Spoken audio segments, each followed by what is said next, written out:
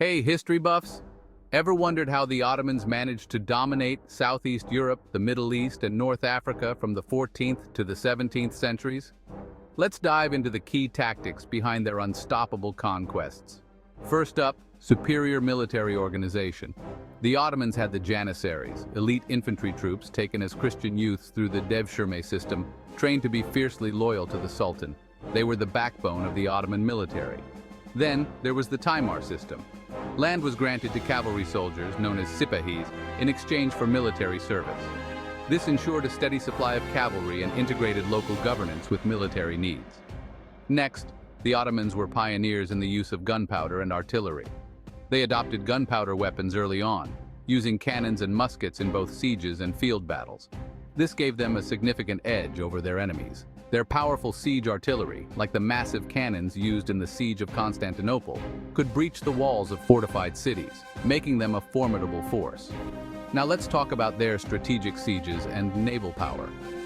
The Ottomans excelled in siege warfare, combining artillery bombardment, mining, and direct assaults. The siege of Constantinople in 1453 is a prime example.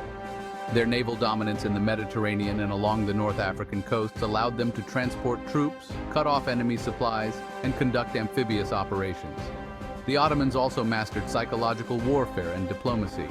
They intimidated their enemies with overwhelming force and a reputation for ruthless efficiency, often leading to quick surrenders.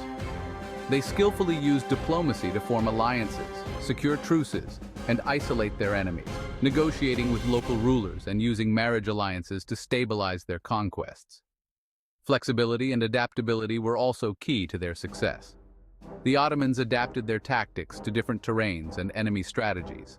They used light cavalry for swift raids and reconnaissance, and heavy cavalry for direct engagements.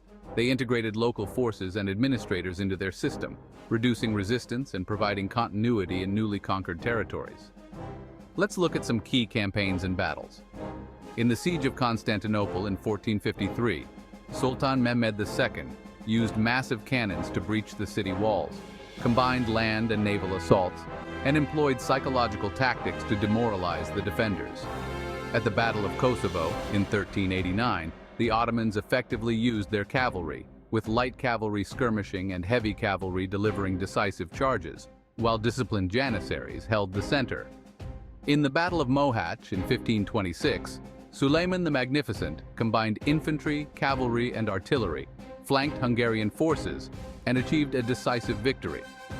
And during the conquest of Egypt in 1517, the Ottomans rapidly maneuvered their forces across the Sinai Desert, caught the Mamluks off guard, and used gunpowder weapons and naval support to secure their victory.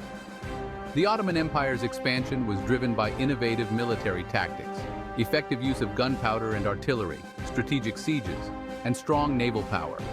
Their ability to integrate local forces, use psychological warfare, and adapt to different terrains and enemies made them a formidable force in history. Thanks for tuning in, and don't forget to like and subscribe for more historical insights.